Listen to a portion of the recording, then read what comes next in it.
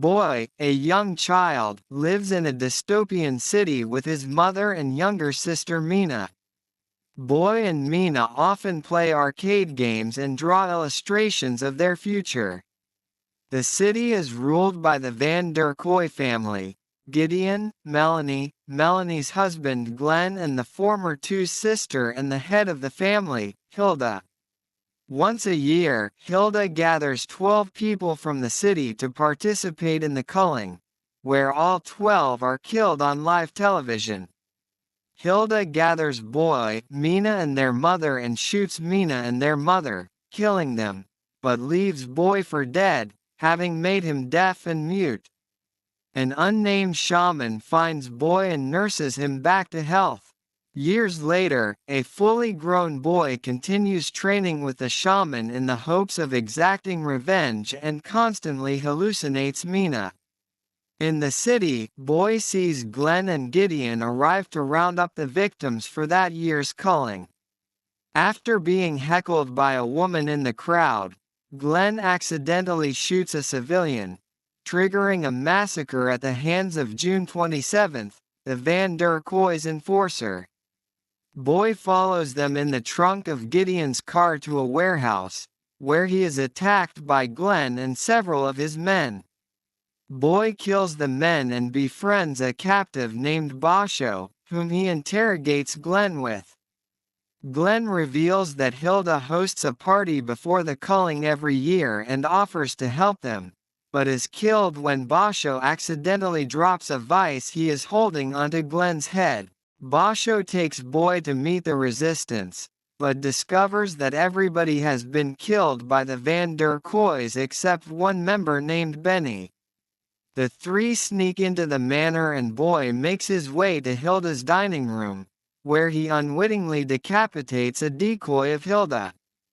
Gideon reveals that the party is a scripted ruse orchestrated to trap anyone who may want Hilda dead, and Boy is subsequently captured by June 27 after a vicious duel. Gideon reveals that he wishes to help Boy. Hilda has created the culling to protect herself from the shaman, but has been living in a bunker for years, mindlessly killing innocents even though all of the criminals have been wiped out.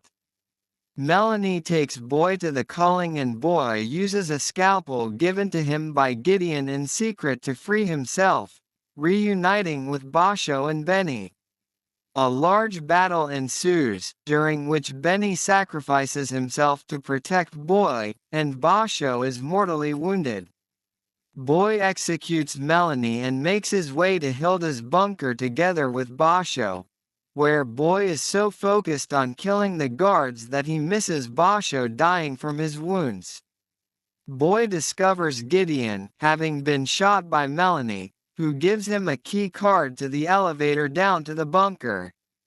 The hallucination of Mina begs Boy not to kill Gideon, but Boy executes him and the hallucination disappears. In the elevator, Hilda confronts Boy through a camera and microphone.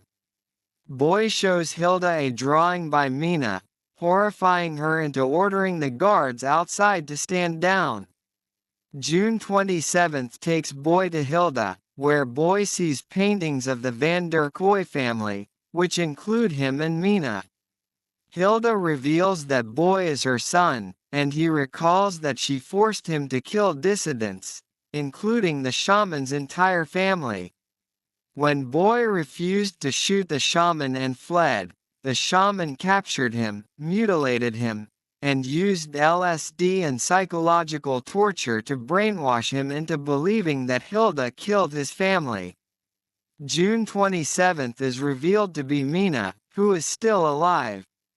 In shock, Boy cannot give Hilda any signs of affection and she orders June 27, Mina to kill him, only for her to stab Hilda in the head with one of her hatchets, leading their great-grandmother to order the guards to kill them before dying.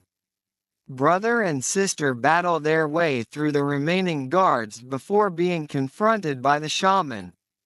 The three have a lengthy and brutal fight before Boy fatally stabs the shaman with his own sharpened necklace. Boy and Mina, both bleeding profusely but alive, exit the bunker. A flashback shows the two playing the arcade game, where the voice announces, "Player 2 has entered the game." In the post-credits scene, Boy and Mina are revealed to have survived and are shown eating cereal together at their childhood home.